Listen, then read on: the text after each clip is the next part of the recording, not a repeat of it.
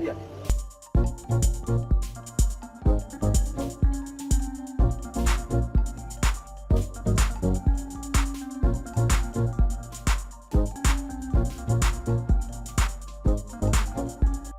Kasus Bahar naik ke tahap penyidikan, selangkah lagi gol, ditulis oleh Syardi. Bahar dipolisikan atas dugaan ujaran kebencian yang menyinggung KSAD.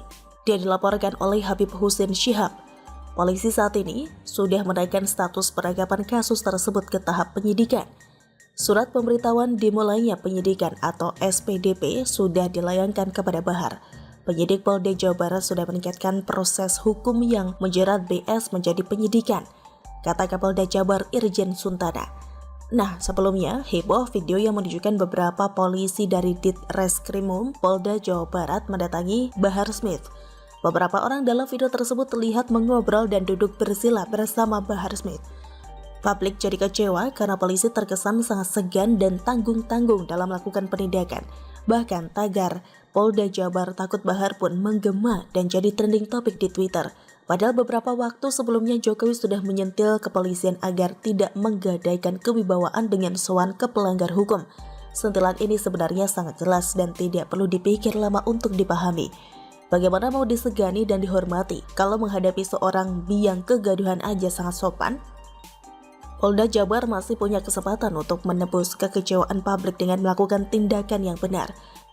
Tidak lagi membuat blunder, apalagi saat ini tingkat kepuasan publik kepada institusi kepolisian sedang tidak bagus akibat ulah beberapa oknum dalam menangani kasus belakangan ini. Narasi negatif di media sosial muncul bukan tanpa alasan. Banyak sekali kekecewaan masyarakat terkait penanganan kasus, misalnya yang seharusnya ditahan tapi tidak ditahan, yang melapor tapi tidak dipedulikan. Kapolri sendiri sudah menyoroti narasi, percuma lapor polisi dan harus viral dulu. Artinya, kegelisahan masyarakat sudah memuncak.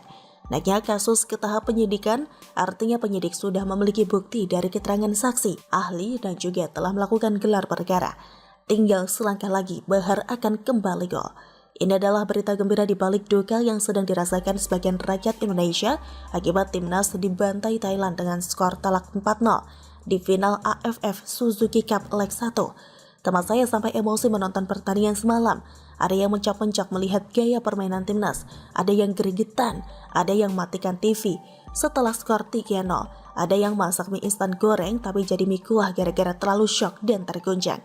Kemungkinan besar Bahar akan jadi tersangka karena sangat jelas polanya. Tanpa itu pun kita sudah bisa menilai dari banyaknya ucapan Bahar yang sangat meresahkan dan menghina. Bahkan presiden pun dihina dengan kalimat tidak pantas.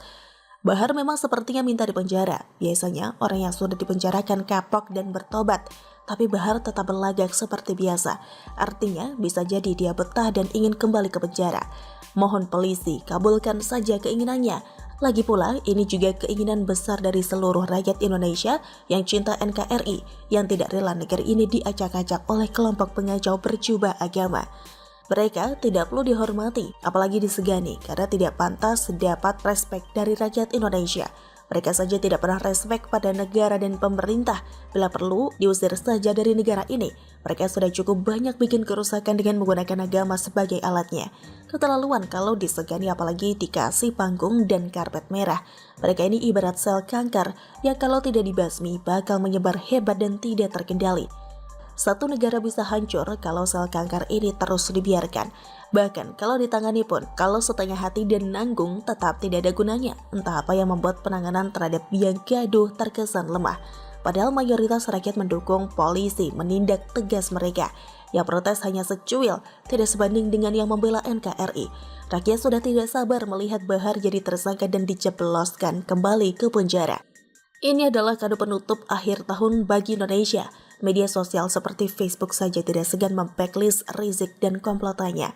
Mereka sadar bahaya dari provokasi dan indoktrinasi kelompok tersebut. Kenapa negara tidak berani melakukan tindakan tegas yang serupa? Mari kita tunggu kabar baik selanjutnya. Tinggal selangkah lagi Bahar gol. Bagaimana menurut Anda? Silahkan tulis pendapat Anda di kolom komentar. Terima kasih sudah menyaksikan channel Siward TV.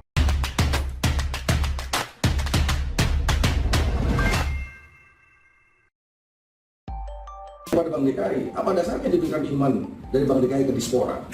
Apa ada perintah langsung dari gubernur? Satu, baru-baru ini Bank DKI juga memberikan pinjaman ke Ancol. Apakah ini berdasarkan instruksi gubernur juga? Dua. Ketiga, dengan banyaknya memberikan pinjaman dengan jumlah yang cukup Masa sih Bank DKI mau pinjamin Ancol 1,2 T untuk gaji karyawan dan makan hewan? Ditulis oleh Syardi. Setelah sekian lama trek Formula E menggantung, akhirnya Ancol diputuskan menjadi lokasi sirkuitnya. Akan tetapi ada yang terasa janggal. Tidak lama setelah pengumuman resmi, muncul berita bahwa Ancol mendapatkan pinjaman sebesar 1,2 triliun rupiah dari Bank DKI. Angka yang sangat fantastis. Karena adanya kecurigaan adanya keterkaitan ini dengan Formula E, Komisi B DPRD DKI Jakarta menggelar rapat kerja bersama Ancol dan Bank DKI. Dalam rapat itu, pengelola Ancol menjelaskan pinjaman 1,2 triliun rupiah dari Bank DKI.